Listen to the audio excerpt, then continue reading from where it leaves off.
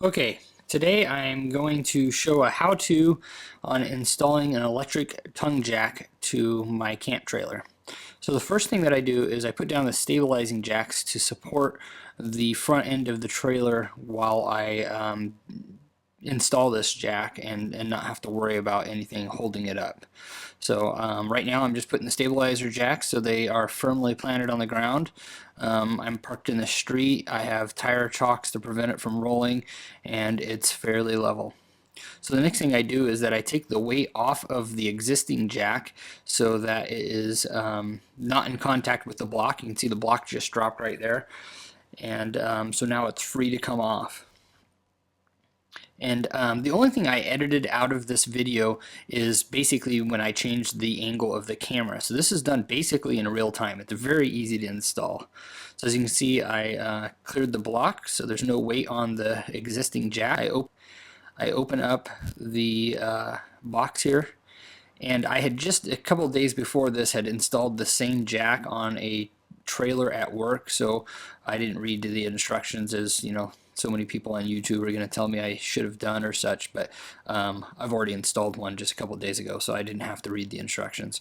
But this jack comes with everything you need, comes with the bolts, wiring, has a built-in fuse, so you don't burn up the jack if it's drawing too much amperage.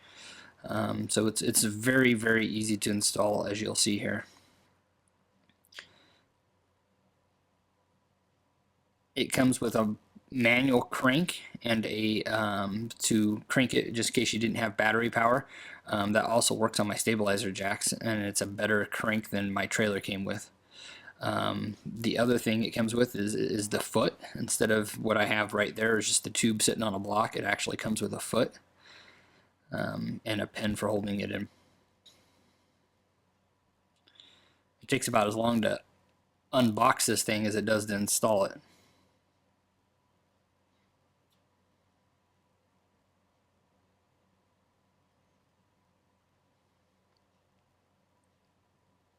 Those were the bolts right there.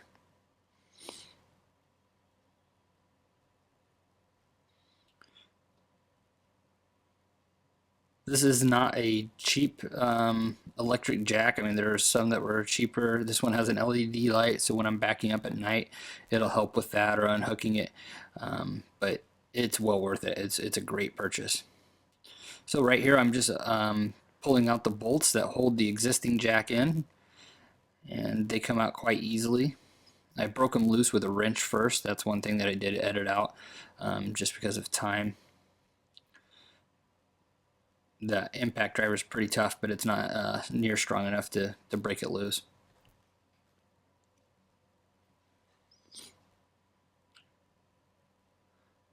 Pull the old one out, throw it aside, and now I put the new one in. You can see right there, there's a built-in inline fuse.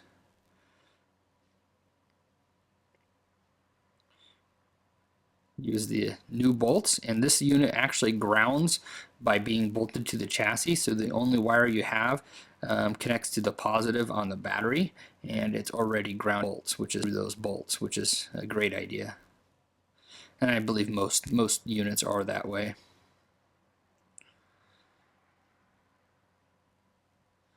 Again, the impact doesn't get it tight enough on its own, so I will, use a wrench to torque it down so it is nice and snug and will not be coming off.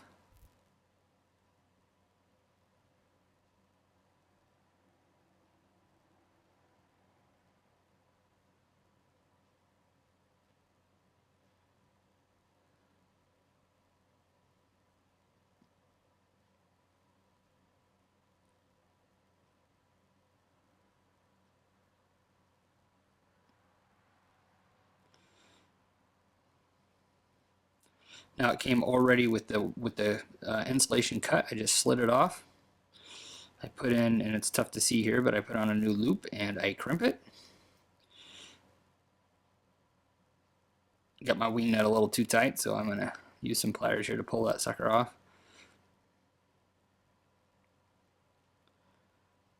Unscrew the wingnut on the positive terminal. Attach the wire through the eye. Tighten it back down.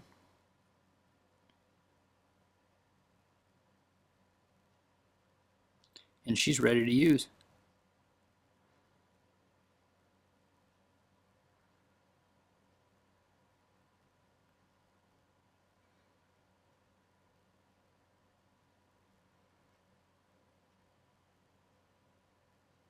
This does retract and extend at a fairly slow rate, but it is so much easier on your body than having to crank that sucker. I would much rather wait than have to crank it by hand.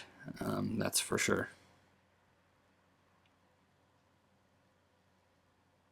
You can see how slow that foot is going down, but I have no regrets whatsoever on installing this. It was long overdue.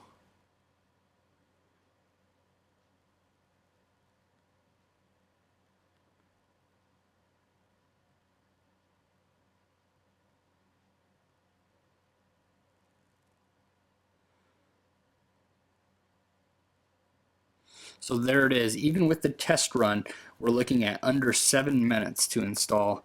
Very, very easy to use.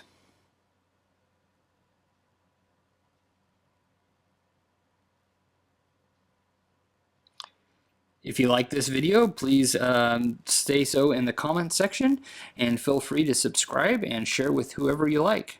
Thank you so much for watching.